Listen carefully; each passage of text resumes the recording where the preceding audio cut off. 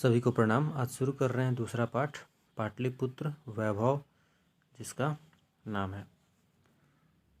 यह पाठ बहुत ही अच्छा है और पटना, बिहार की राजधानी पटना के बारे में मुख्य रूप से इसमें जिक्र किया गया है। तो बिहार राज्यस्य शुरू में ही लिखा हुआ है, आप यहाँ ध्यान से पढ़िएगा। बिहार राज्यस्य राजधानी नगरम पाटलिपुत्रम सर्वेषु कालेषु महत्वम धारयत। यानी कि बिहार राज्य की राजधानी पाटलिपुत्र जो है वो हर काल से एक इसका अपना महत्व रहा है। अस्य इतिहासः सार्धसहस्र द्वैवर्ष परिमिति वर्तते। इसका जो इतिहास है वो लगभग 2000 वर्ष पुराना है। अत्र धार्मिक क्षेत्रम, राजनीतिक क्षेत्रम, उद्योग क्षेत्रम च विशेषेण ध्यानाकर्षकम। तो इसमें धार्मिक क्षेत्र में, धर्म के क्षेत्र में, राजनीतिक क्षेत्र में यानी राजनीति यहाँ पर हुई है, उद्योग क्षेत्र में यानी बहुत सारी फैक्ट्रियाँ यहाँ पर हैं, इसमें इनका विशेष ध्यान आकर्षण करता रहा है शुरू से ही। वैदेशिका यात्रिणः यानी विदेश के यात्रीगण कुछ यहाँ पर भ्रमण करने के लिए भी आए थे विदेश से। इसका नाम था मेगास्थनीज, फाह्यान, ह्यूनसांग इति संग प्रभूत्या यानी कि इत्यादि। पाटलिपुत्रस्य वर्णनम स्व संस्मरण ग्रंथेषु चक्रु। तो उन्होंने अपने अपने ग्रंथों में, देखिए अब बाहर से विदेश के यात्री यहाँ पर आए, अब यहाँ आकर के उन्होंने ढेर सारी चीज़ें यहाँ से सीखी, यहाँ की चीज़ों को देखा और उन्होंने जब गए तो अपने ग्रंथों में लिखा। तो कौन आए थे घूमने के लिए यहाँ पर, कौन आए थे विदेश के यात्री, ये क्वेश्चन पूछा जाता है। तो आप याद रखिएगा, मेगास्थनीज, यहाँ है फाह्यान और ह्यूनसांग, ये तीन लोग। कह रहा है कि पाठे अस्मिन् पाटलिपुत्र वैभवस्य सामान्यः परिचयो वर्तते। यानी कि इस पाठ में पाटलिपुत्र वैभव के बारे में सामान्य रूप से उसका परिचय दिया गया है। इसी को हम लोग पढ़ेंगे। ठीक है, आगे बढ़ते हैं। कहता है कि प्राचीनेषु भारतीयेषु नगरेस्यन्तमं पाटलिपुत्र अनुगंगम वसद्विचित्रम महानगरम बभूव। यानी कि प्राचीन काल में ही भारत में एक नगर हुआ करता था जिसका नाम पाटलिपुत्र था। और वो कहाँ था? तो गंगा नदी के किनारे। पाटलिपुत्र मनुगंगम यानी पाटलिपुत्र गंगा के किनारे, गंगा के किनारे को अनुगंगम कहते हैं, गंगा के मतलब पास में। तो पाटलिपुत्र नाम का एक नगर, महानगर जो है वो गंगा के किनारे है। तद विषय, इसके विषय में दामोदर गुप्त नाम के कवि, एक कवि हैं जिनका नाम है दामोदर गुप्त। तो उनके एक कवि हैं दामोदर गुप्त, उन्होंने अपने कूटनीमताख्या काव्य, तो उनकी एक काव्य है कूटनीमताख्या, उसी काव्य में वे लिखते हैं। इसके बारे में क्या लिखते हैं वो यहाँ दिया गया है। अस्ति महितल तिलकम सरस्वती कूलगृहम महानगरम। की अस्ति मतलब तो है, आप सब जानते हैं। तो महितल तिलकम यानी मही यानी पृथ्वी, तो पृथ्वी के तिलक पर यानी एक जो सेंटर होता है वहाँ पर एक जगह है, एक महानगर है जो कि सरस्वती के कूलगृह के समान है। सरस्वती का कूलगृह मतलब पढ़ाई लिखाई वाला क्षेत्र, तो आप सभी जानते हैं। तो सरस्वती के कूल गृह नगर की तरह एक क्या है, तो एक महानगर है और जिसका नाम ना पाटलिपुत्र, जिसका नाम क्या है? पाटलिपुत्र। परिभूत पुरंदर स्थानम, ऐसा लगता है जैसे वो परिभूत पुरंदर, जैसे कि वो स्वर्ग जैसा है।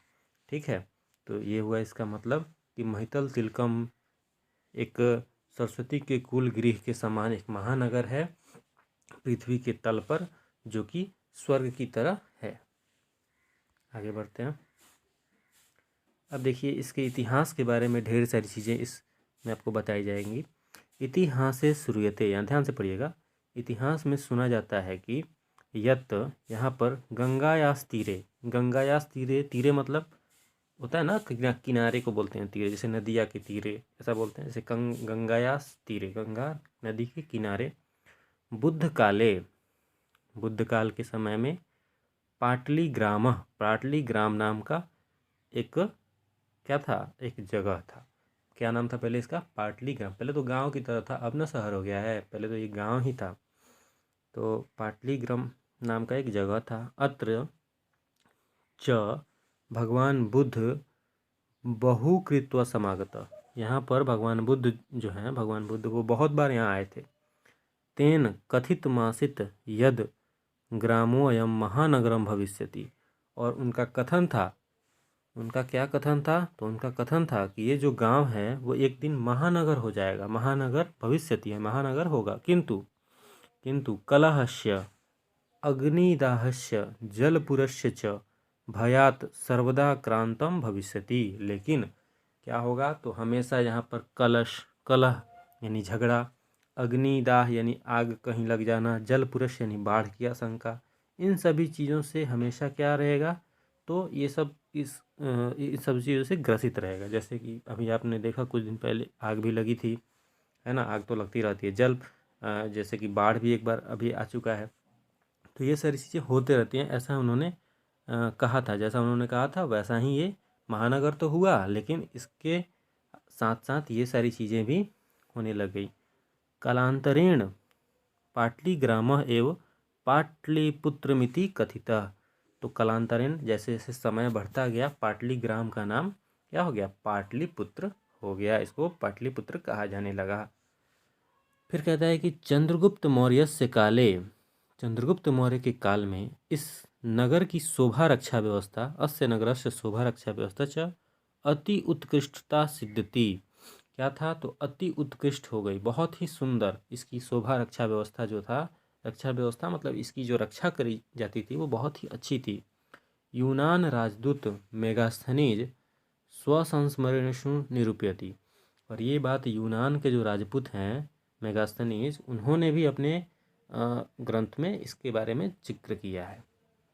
अस्य नगरस्य वैभवम प्रियदर्शिनः अशोकस्य समय सुतराम समृद्धम, और इस नगर की जो वैभव है वो अशोक के समय में और ज़्यादा क्या हो गई, तो सुतराम समृद्धम, बहुत ही ज़्यादा समृद्ध और बहुत ही ज़्यादा अच्छी हो गई ये नगर, किसके समय में, अशोक समय में। तो ये सारा क्वेश्चन पूछता है कि जैसे चंद्रगुप्त मौर्य के समय में जो है इसकी शोभा रक्षा व्यवस्था, चंद्रगुप्त मौर्य आए ना, तो इसके समय में इसकी शोभा रक्षा व्यवस्था कैसी थी, तो आप क्या आंसर देंगे, अति उत्कृष्ट सिद्ध थी।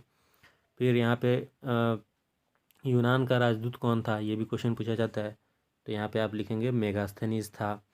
फिर इसके यहाँ पे कौन था, अशोक, तो अशोक के समय में इसकी कैसी रक्षा व्यवस्था थी, तो कैसा नगर था, तो उस समय सुतराम समृद्धम, ये हो जाएगा सुतराम समृद्धम।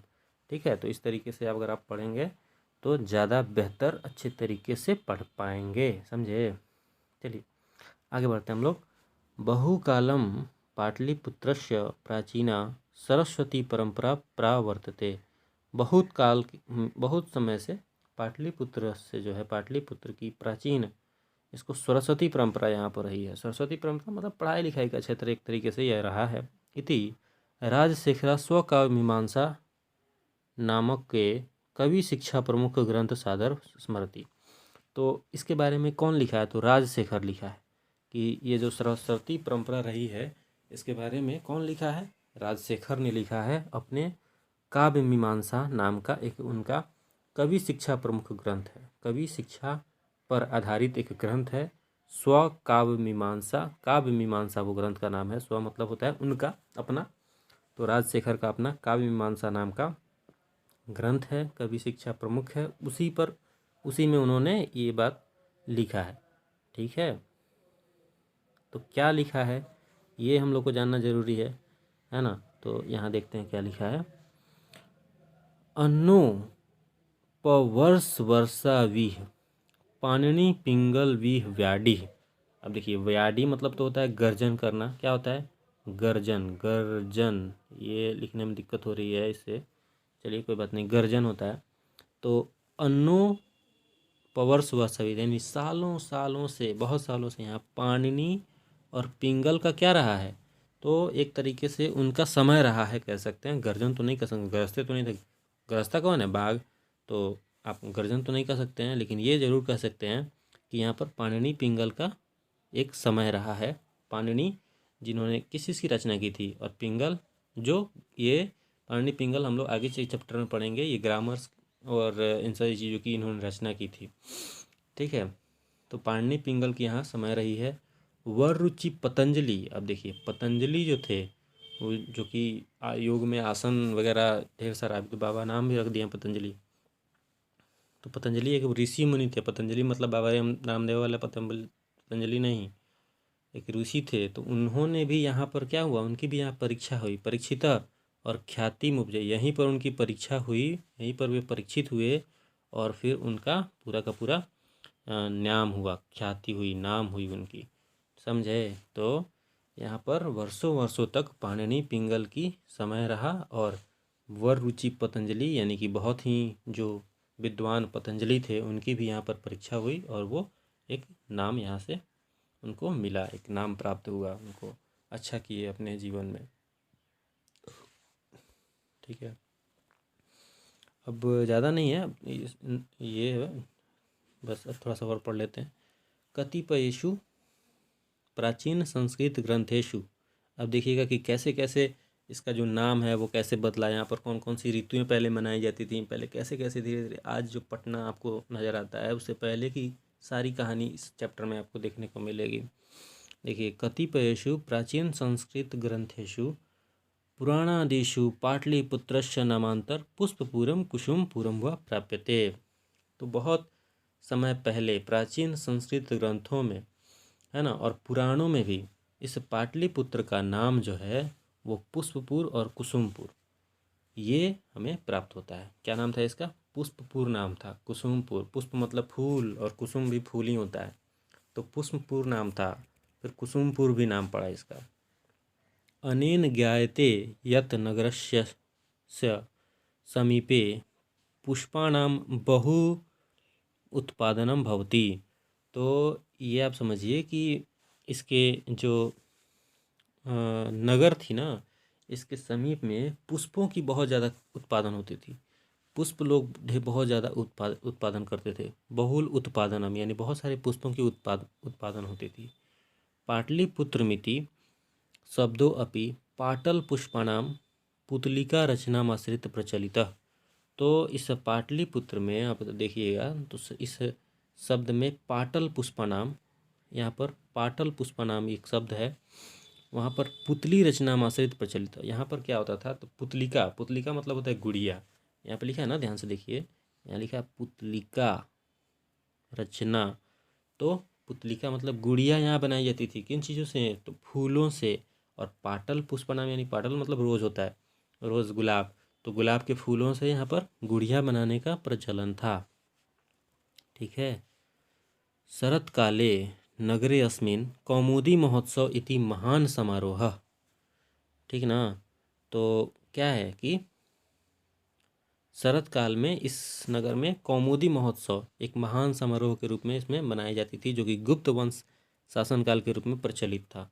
किसके शासन में था, किसके शासन में मनाई जाती थी कौमुदी महोत्सव, ये क्वेश्चन पूछ सकता है। तो गुप्त वंश शासनकाल, या फिर ऐसे भी पूछ देता है कि कौमुदी महोत्सव जो है वो किसके शासन में मनाई जाती है, तो गुप्त वंश शासनकाल। ठीक है, ये आप याद रखिएगा। और इसका जो नाम आप समझ गए कि पुष्पपुर और कुसुमपुर पुराना नाम था। उसके बाद यहाँ पर इसका नाम पटना पटलिपुत्र कैसे पड़ा, तो ये आप कह सकते हैं कि यहाँ पर पाटल पुष्पना यानी फूलों की खेती होती थी। और यहाँ पर पुतली क्या बोलते हैं इसको, पुतलिका, तो पुतलिका की रचना होती थी, इसलिए इसका नाम क्या पड़ा, पाटल पुष्पाणाम पटना इसका नाम पड़ गया। और इसका नाम कुसुमपुर और पुष्पपुर भी इसलिए था क्योंकि यहाँ पर फूलों की खेती होती थी। तत्र सर्वे जना आनंद मग्ना हुआ। अच्छा, हम कौमुदी महोत्सव के बारे में बात कर रहे थे। तो कौमुदी महोत्सव कैसे मनाया जाता था, तो वहाँ पर सभी लोग आनंद मग्न रहते थे। संप्रति दुर्गा पूजा अवसरे तादृश एवं समारोह दृश्यते। और आज के समय में अगर देखा जाए तो जिस तरीके से दुर्गा पूजा के समय में जो समारोह होता है, जिस तरीके से दृश्य देखने को मिलता है, उसी तरीके से उस समय कौमुदी महोत्सव ये होता था। तो कौमुदी महोत्सव भी बहुत ही अच्छा समारोह होता था, बिल्कुल दुर्गा पूजा की तरह। कालचक्र वसाद, जैसे जैसे कालचक्र बीतता गया, समय बीतता गया, मध्यकाल के समय में पाटलिपुत्रम वर्ष सहस्त्र परिमितिम जीर्णता मनुभवत। तो 1000-2000 साल जैसे जैसे बीतते गए, यहाँ पर क्या हुआ कि जीर्णता आ गई। जीर्णता मतलब जर्जर की स्थिति जो है वो यहाँ पर आ गई, यानी कि सुखाड़ आ गया, क्योंकि हर समय हरियाली तो नहीं होता, इसलिए यहाँ सुखाड़ आ गया। तस्य संकेतः अनेकेषु साहित्य ग्रंथेषु मुद्रा राक्षसादिषु लभ्यते। तो इसका जो संकेत है वो बहुत सारे साहित्य ग्रंथों में मिलता है। और मुद्रा राक्षस भी एक साहित्य का नाम है, तो उसमें भी इसका हमको प्राप्त होता है कि किस तरीके से यहाँ पे जीर्ण की स्थिति हो गई। मुगल वंश काले अस्य नगरस्य समृद्धारु जातो। फिर जैसे मुगल वंश आए तो मुगल वंश में जाकर के इस नगर की थोड़ा सा उद्धार हुआ, इस नगर का। आंग्ल शासन काले, आंग्ल शासन मतलब अंग्रेजों का शासन, तो अंग्रेजों के शासन में इसका जो है वो और भी ज़्यादा विकास हुआ। पाटलिपुत्रस्य सूत्राम विकासो जाता। और इसका जो है पाटलिपुत्र जो उस समय नाम पड़ गया, तो पाटल नाम क्यों पड़ा था, याद है ना, पाटल क्योंकि पुष्प की खेती। तो पाटलिपुत्र जो है इसका सूत्राम विकास, यानी इसका विकास हुआ किसके शासनकाल में, तो आंग्ल शासनकाल में, अंग्रेजों के शासनकाल में। नगरमिदं मध्यकाले एवं पटनेती नामना। इस नगर के मध्य काल में पटनेती, इसका नाम क्या रखा गया था, पटनेती, पटन, पटन, ये नाम हो गया, ये प्रसिद्ध हो गया। अयम च शब्द पतनमिति शब्दात निर्गता। और पटन जो है वो शब्द किससे कहाँ से आया था, तो पतन से, पतन। नगरस्य पालिका देवी पटन देवी अद्यापि पूज्यते। ठीक है, तो ये जो पटन शब्द है, पटना आज हम लोग बोलते हैं, पतन नाम से आया, पतन, प त और न, पतन। ठीक है, और पतन क्यों होता था यहाँ पतन, क्योंकि यहाँ पर मैं आपको काम का बात बता देता हूँ, याद रखिएगा।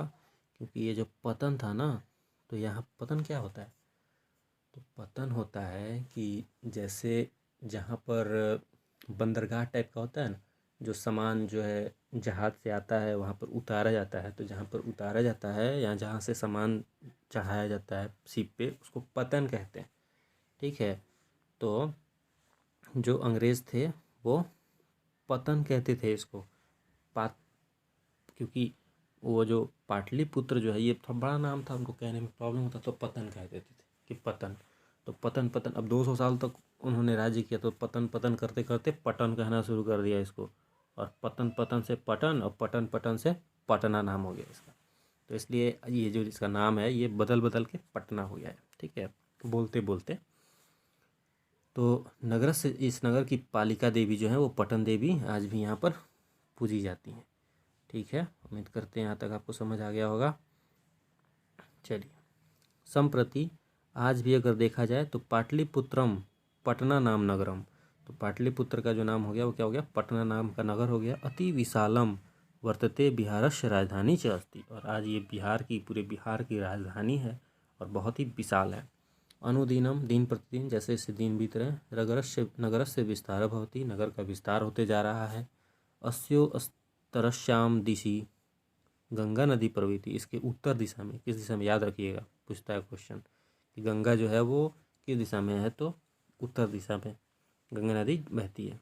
तस्य ऊपरी गांधी सेतु नाम एशिया महादेशस्य दीर्घतम सेतु। ठीक है, तो इसके ऊपर गांधी जो नदी है उसके ऊपर गांधी सेतु नाम का एक एशिया महादेश का सबसे बड़ा पुल है। और किंच रेलयान सेतुरपि निर्मायानुभवत। और रेलयान जो है, यानी रेल लाइन जो है वो भी इस पर निर्माण हो रहा है, तो आगे भी होता रहेगा, और हो चुका है, होता क्या रहेगा, हो चुका है, निर्माण तो हो ही गया, तो ट्रेन भी चल रही है। लेकिन यहाँ ये पुराना बुक है, इसलिए यहाँ पे लिखा है कि ये निर्माण यहाँ पर हो रहा है। नगरे अस्मिन् उत्कृष्ट संग्रहालय, उच्च न्यायालय, सचिवालय, गोलगृहम, तारामंडल, जैविक उद्यान, मौर्यकालिका अवशेष, महावीर मंदिर इत्यादि दर्शनीय सन्ति। अब आपसे पूछेगा कि यहाँ पे कौन कौन सा दर्शनीय स्थान है, तो आप क्या बोलिएगा, यहाँ पर ढेर सारा दर्शनीय स्थान है। जैसे यहाँ देख लिया आप, संग्रहालय है यहाँ पर, उच्च न्यायालय है यहाँ पर, सचिवालय है, गोलघर है ना, तारामंडल है, जैविक उद्यान, जैविक उद्यान क्या, चिड़ियाघर है, मौर्यकालिक अवशेष यहाँ पर उपलब्ध है, महावीर मंदिर है जो कि पटना जंक्शन के पास है, आप वहाँ पर जाके उसका दर्शन कर सकते हैं। तो ये सारे यहाँ के दर्शनीय स्थान आप लिखिएगा। प्राचीन पटना नगरे सिख संप्रदायस्य पूजनीयम स्थलम, है ना। प्राचीन पटना नगरे, तो प्राचीन यानी पुराने पटना नगर से ही सिख संप्रदाय के यहाँ पर पूजनीय स्थल है। क्यों? क्योंकि दसम गुरु गोविंद सिंह का जन्म स्थल गुरुद्वारेती नामना, यहीं पर गोविंद जी का, गुरु गोविंद सिंह जी थे दसम गुरु, सिख के 10वें गुरु, उनका जन्म स्थल है तो गुरुद्वारा में, तो इसलिए ये भी प्रसिद्ध है यहाँ पर। तत्र देशस्य तीर्थयात्रिणम दर्शनार्थ मायंती, और यहाँ पर देश भर से तीर्थयात्री जो हैं वो दर्शन के लिए यहाँ पर आते हैं। थोड़ा सा और होगा अगले पेज में, यहाँ पर देखिए। एवं पाटलिपुत्रम प्राचीन कालात् अद्यावधि विभिन्नेषु क्षेत्रेषु वैभवम धारयति, तो पाटलिपुत्र जो है वो प्राचीन काल से ही विभिन्न क्षेत्रों में वैभव धारण करता है। ठीक है। संकलित रूपेण संग्रहालय दर्शनीयति, और ये जो है वो संकलित रूप में यहाँ पर ढेर सारा संग्रहालय है जिसके माध्यम से आप पुराने चीज़ों के बारे में आप जानकारी यहाँ से प्राप्त कर सकते हैं। और यहाँ लिखता है कि पाटलिपुत्र नगरमिदम महत्वपूर्णम, और पाटलिपुत्र जो है वो क्या है, एक महत्वपूर्ण नगर है। चलिए अब हम थोड़ा सा, चैप्टर आपका समाप्त हुआ। अब हम लोग यहाँ शब्दार्थ दिया हुआ है जिसके बारे में आप पढ़ सकते हैं, इसको याद रख सकते हैं। संधि विच्छेद कुछ दिया हुआ है तो इन संधि विच्छेद को भी आप पढ़ लीजिएगा, याद कर लीजिएगा, ये भी क्वेश्चन में पूछ देता है यहाँ से। ठीक है। अब हम लोग सीधे चलते हैं कहाँ पर, क्वेश्चन आंसर में। देखिए अब ये जो क्वेश्चन सब मौखिक है, तो इसका मतलब ये नहीं कि मौखिक मतलब मुंह से बोलने वाला, तो आप नहीं इसको पढ़िए, इसको भी आप पढ़िए, इसको भी आप याद करिए, ये भी क्वेश्चन इंपॉर्टेंट है। पहला, पाटलिपुत्र नगरस्य विषय द्वे वाक्य संस्कृत भाषा वदत, तो पाटलिपुत्र विषय के बारे में आपको 2 वाक्य लिखना है संस्कृत भाषा में। तो क्या है, देख के लिख दीजिए, उसमें क्या कोई दिक्कत नहीं। अधोलिखिता नाम समस्त पद नाम विग्रह, तो समस्त पद और विग्रह यहाँ से बनाना है आपको। तो समस्त पद दिया हुआ उसको विग्रह करना है, तो सचिवालय, गोलघर, इन सब का विग्रह, समस्त मतलब एक साथ जुड़ा हुआ है। महानगर में क्या है, महान और नगर 2 चीज़ मिला हुआ है। इस तरीके से आप इसको सबको बना सकते हैं। तो 2 समस्त पद ये हो जाता है। फिर यहाँ पे संधि विच्छेद है, तो आप इसको संधि विच्छेद करिए। और लिखिता, हाँ, तो ये जो क्वेश्चन आंसर है इसको हम लोग इसको भी आप पढ़िए, समझिए। देखिए, कुटनी मथाख्यां काव्य कस्य कवि रचना अस्ति, कुटनी मथाख्य बताए थे ना आपको, कुटनी मथाख्य जो है वो किस कवि की रचना है बताइए, आपको बताना है। मैंने अभी पढ़ाया है, पीछे आप वीडियो बैक करके देखिए अगर नहीं आता तो। दूसरा देखिए, पाटलिपुत्रम कस्य नद्या तीरे अवस्थित मस्ती, बताया ना आपको, पाटलिपुत्र किस नदी के तीरे, नदिया के तीरे बताया ना, किस नदी के किनारे बसा हुआ है, तो आप बताइए। चंद्रगुप्त मौर्यस्य काले अस्य नगरस्य रक्षा व्यवस्था कीदृशी अस्ति, बताया ना, चंद्रगुप्त मौर्य के समय में इसकी रक्षा व्यवस्था कैसी थी, चलिए बताइए। राज्ञ अशोकस्य समय अस्य नगरस्य वैभव कीदृश अस्ति, तो अशोक के समय में भी मैंने बताया है ना, सूत्रम समृद्धम। याद नहीं है, ध्यान कहाँ था। काव्य मीमांसा नामकम ग्रंथम कह अलिखत, काव्य मीमांसा नाम का जो ग्रंथ है उसको किसने लिखा है, ये भी मैंने आपको अच्छे तरीके से बता दिया है, तो अब मैं बताने नहीं वाला हूँ। ठीक है, इन सबको भी आप पढ़ लीजिए। यहाँ से रिक्त स्थान को पूरा करना है, ये भी आप बना सकते हैं। कैसे, गंगायाः उपरि गांधी सेतु नाम डैश महादेशस्य दीर्घतम सेतु अस्ति, तो गंगा के ऊपर गांधी सेतु जो है वो किस महादेश का सबसे दीर्घतम पुल है बताइए, अफ्रीका का है कि एशिया का है, अरे एशिया का है यार। पाटलिपुत्र नगरे प्रसिद्धम डैश अस्ति, क्या प्रसिद्ध है यहाँ, ताजमहल है क्या, क्वेश्चन भी ऐसा पूछा है तो कोई भी बच्चा बता देगा। ठीक है, पाटलिपुत्र से नामांतरम डैश से प्राप्त है, क्या नाम था इसका, माधवपुर था कि कुसुमपुर था। कौमुदी महोत्सव अति प्रचलित कौन से शासनकाल में, गुप्त शासनकाल में कि आंग्ल शासनकाल में था, आंग्ल मतलब अंग्रेज होता है, अंग्रेजों के शासनकाल में। पाटलिपुत्र से डैश दिशि गंगा नदी प्रवहती, पाटलिपुत्र के किस दिशा में, पूर्व में कि उत्तर में बहती है गंगा नदी बताइए। गोविंद सिंह संप्रदायस्य कौन से गुरु थे, प्रथम गुरु थे कि 10वें गुरु थे, और गुरु नानक कौन से